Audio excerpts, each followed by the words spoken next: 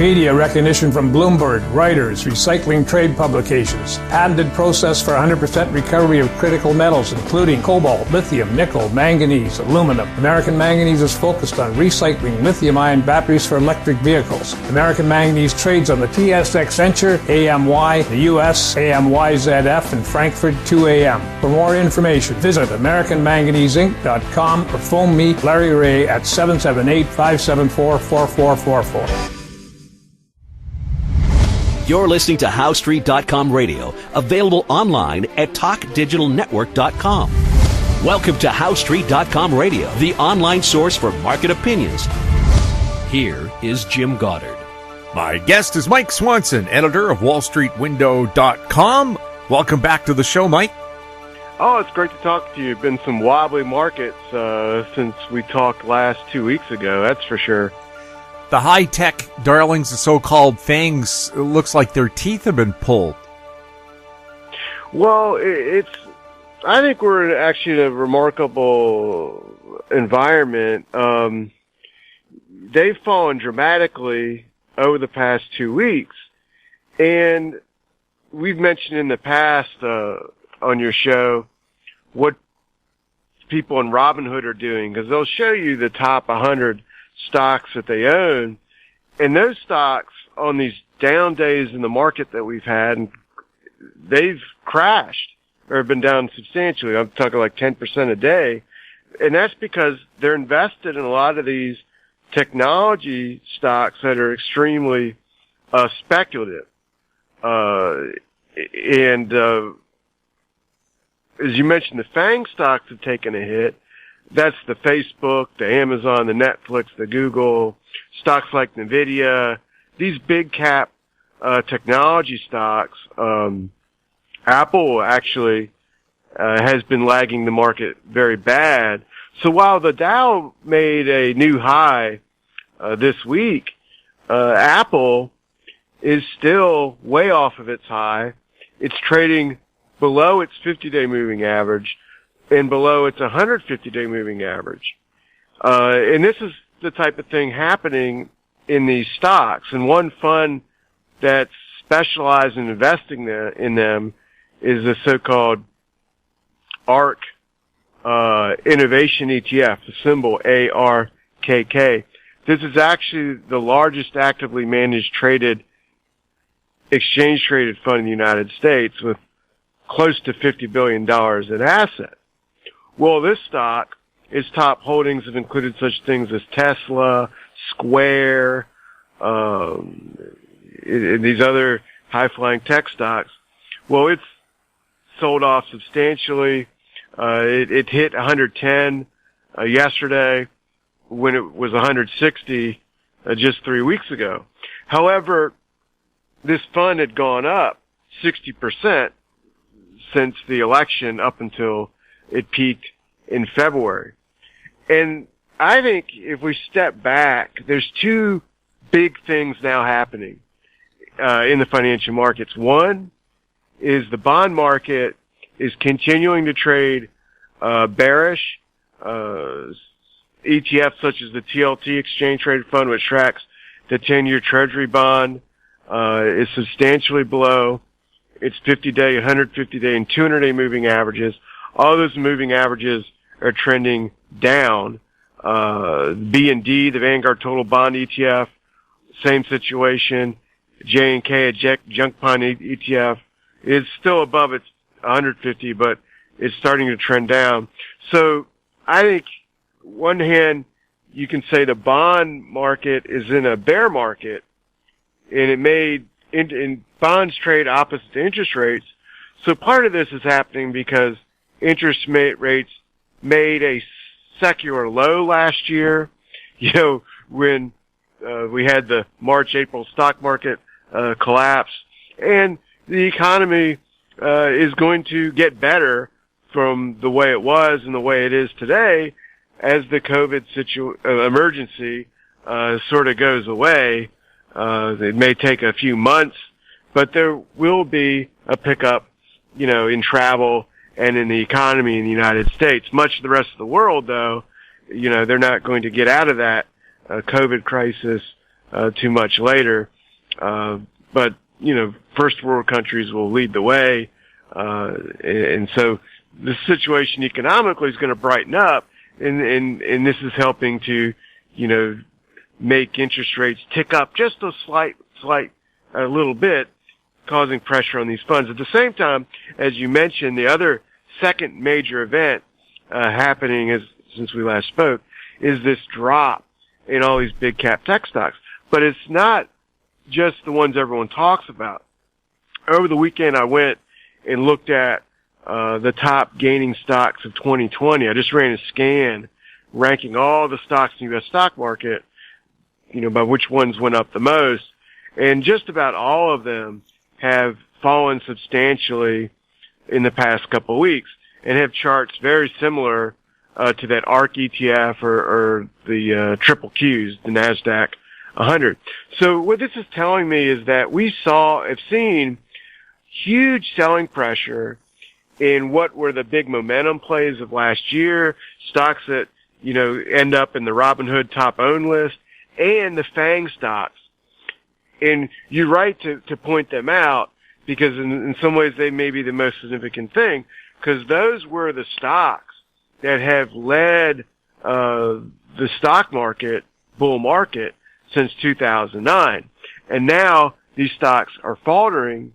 And in the past, it's nothing to see, pullbacks in stocks like this for a week or two, but they have diverged so much away from the performance of the Dow and now the S&P 500 that that's something unique that I really haven't seen since really going back to 2000. In the year 2000, there's a bubble in internet stocks and tech stocks, and they tipped over and traded negative, and went into a vicious bear market. But that summer, after they broke, the Dow did okay, and there was money that flowed out of the technology stocks. They called them new economy stocks back then, into so-called old economy stocks. So in some ways, you could say some of what is happening in the stock market is similar to that, in the sense that money is coming out of these fad stocks, the tech stocks, and going into some sectors of the stock market, such as energy stocks. The XLE ETF has doubled since Labor Day. Since November, and it still looks strong. This year, we're seeing real estate stocks come alive. The REIT ETF RWR was up yesterday when the NASDAQ was down substantially. It's up again today. And I think this is a trend that's likely to continue and play out, where money continues to come out of these former winners into a few select sectors. And that's going to create a very choppy overall environment, though, for the stock market averages themselves. We're not in the type of environment we were in where the market is going up, every single month. Now we're going sideways, or down even. And so it's a different environment, and I think a lot of people, it's good actually, I think, to be a little cautious here. Where do you think all of this stimulus money is going to go? Well, some of it is going to go into stocks. According to a survey CNBC did of millennials, over half of them said they're going to put it in their Robinhood account. So some of it's going to go there, but a lot of it's just going to go to pay people's bills, because people end up behind in their bills, especially credit cards, rent, electric bills, and so forth. But a good portion will go in the stock market. It's not just millennials. It's also, someone who's retired and gets one of these checks. They will put some of the money in the market, but a lot of people, I do think, will also travel. Spring is coming. Summer will be not far behind, and they're going to go to the beach. Some will fly. So I think there will be a short-term stimulative effect in the U.S. economy due to that. And in fact, today, this morning, it came out that the Organization for Economic Cooperation and Development, it's a part of the U.S. Bank, has relationships with the United Nations. It's based in Paris, but they have upped their projections for the U.S. economy. They're predicting that it will grow by 6.5% in the second half of this year.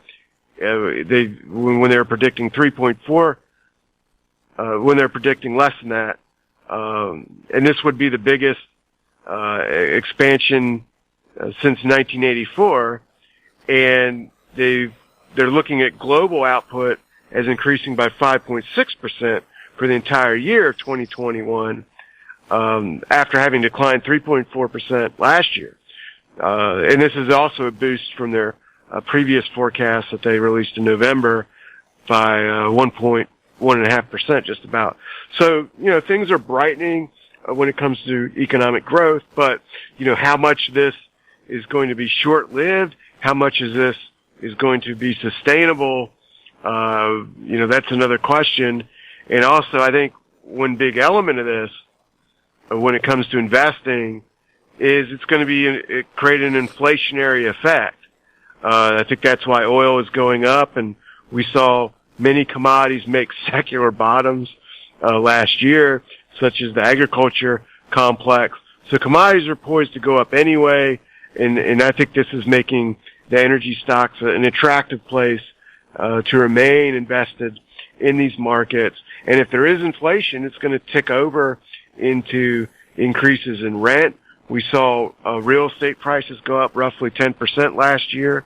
So, and as I mentioned in previous interviews, I think something like the 1970s, or elements of that is sort of what we're heading for in the U.S. economy going forward, in probably the financial markets. That in that decade, energy, REITs, commodities, mining stocks,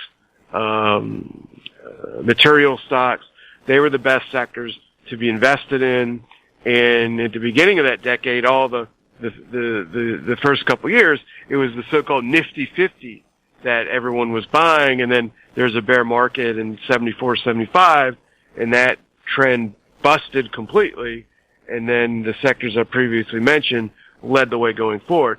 So I think this year is sort of going to be a transition like that, and we could be seeing it beginning with a breakdown in all these technology stocks. It's a unique breakdown, one not seen since I think 2000. We haven't seen anything like this since 2009, in the sense that, there have been pullbacks in the FANG and these other momentum plays. However, when they happen, the Dow and the S&P pulled back with it. And this time though, not so much. The Dow just made a new high yesterday, while all these stocks remain substantially below their 50-day moving average. Is the Dow doing well because people are looking at so-called basics? Because that's what the Dow is. It's the old-fashioned, the old tech, as you would say. Well, if you look at the individual stocks in the Dow, there's a couple of them that are going up to help, push the whole index up. One is Disney. So that's sort of a reopening type play. American Express, Goldman Sachs, though, are two others. And that's, they're also benefiting from, the slow rise in interest rates. The bank sector has been doing well. In fact, it made a new high, yesterday, the XOF ETF, and, so did Goldman and American Express. So I think that's helping the Dow, and Chevron is in the Dow, which is also helping it. Caterpillar. Those are the main stocks helping it go up. But when you look at some of the ones that did great last year, Walmart is below its 200-day moving average. Johnson & Johnson below the 50. So there's a lot of actually stocks trading weak inside the Dow, but there's let's say 5 or 6 of them really doing well. We'll have more with Mike Swanson right after this. Avon Resources Limited is a gold exploration company with significant projects in British Columbia and the Yukon. Trading on the TSX Venture Exchange, symbol ABN, and the OTCQB, symbol ABNAF. Surrounded by world-class gold deposits and mines, Avon's 23,000 hectares Forest Kerr Gold Project is located in the heart of the Golden Triangle in northwestern BC. For more information, visit us at avonresources.com. Welcome back. We're speaking with Mike Swanson. Mike, has cryptocurrency mania, especially Bitcoin, siphoned off money that would have gone, say, into gold or gold miners? Well, I'm not sure. I mean, they obviously, they had a massive run up from around November to just the other week, and it looks to me like they're making a top along with the aforementioned technology stocks. I think all these things sort of trade together. The Bitcoin people claim that Bitcoin is going to act as a safe haven and it's better than gold. Well, in reality, Bitcoin has no relationship to the U.S. dollar, where gold does have one where it trades opposite the U.S. dollar. And what Bitcoin is most closely correlated with is the NASDAQ 100. So I don't think it's necessarily that Bitcoin is taking money out of gold, but that it's up with with a sort of a speculative euphoria in the NASDAQ and, cannabis stocks, all sorts of things, which all of them all together do compete with gold, to a certain extent. But, I think in the end, a move out of these assets will eventually trickle into gold and mining stocks and help them go up too. Is this new stimulus bill of the U.S. government, is a lot of that money going to go into infrastructure, or is that going to be a separate bill? I'm not entirely sure. I think that's going to be a separate bill later on. I mean, I think it's more indirect, like not direct investments in infrastructure, but they're sending money to states and in cities and so forth. So some of that can definitely trickle in to improving roads and bridges and so forth, for sure.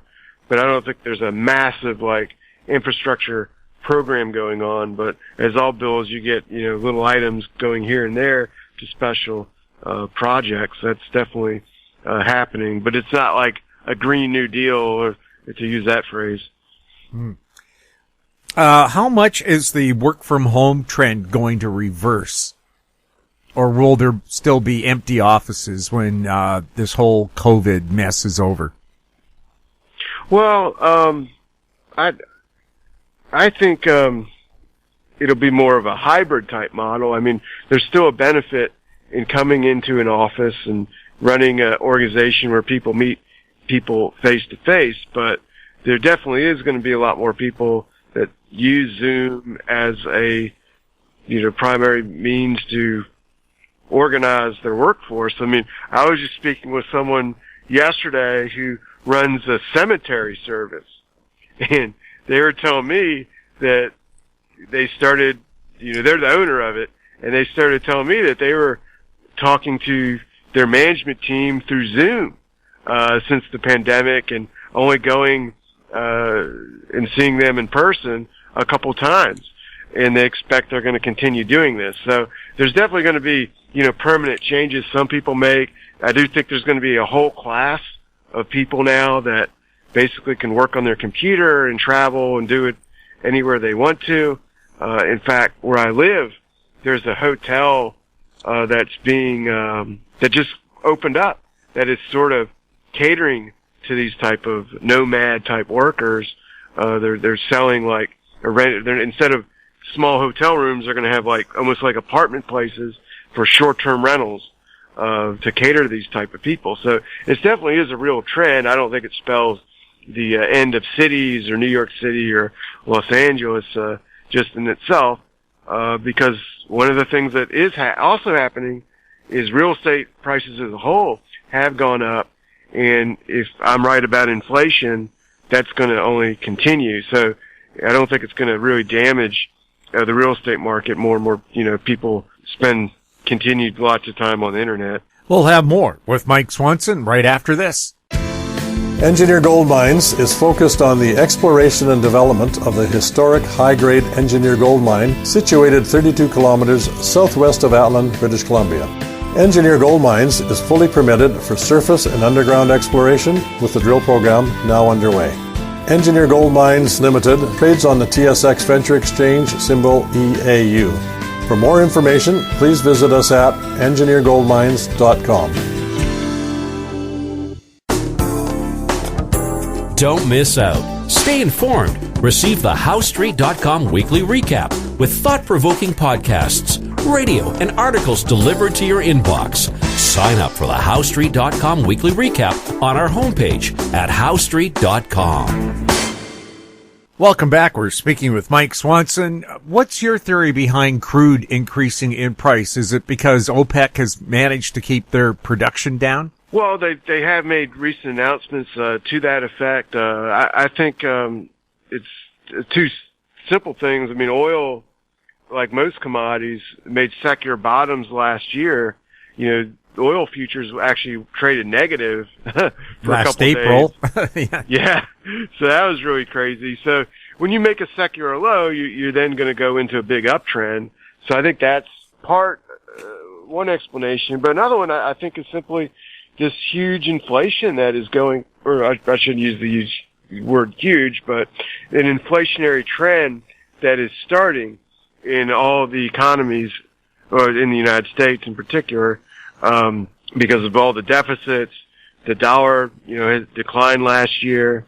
All the stimulus that people have, I think it adds up to more inflation. And I think, oil, is one of the biggest commodities that go up when there is inflation, and historically it goes up into July. So I think that's the main thing going on. And OPEC, obviously, has not increased production, so they aren't doing anything to stop or reverse those trends.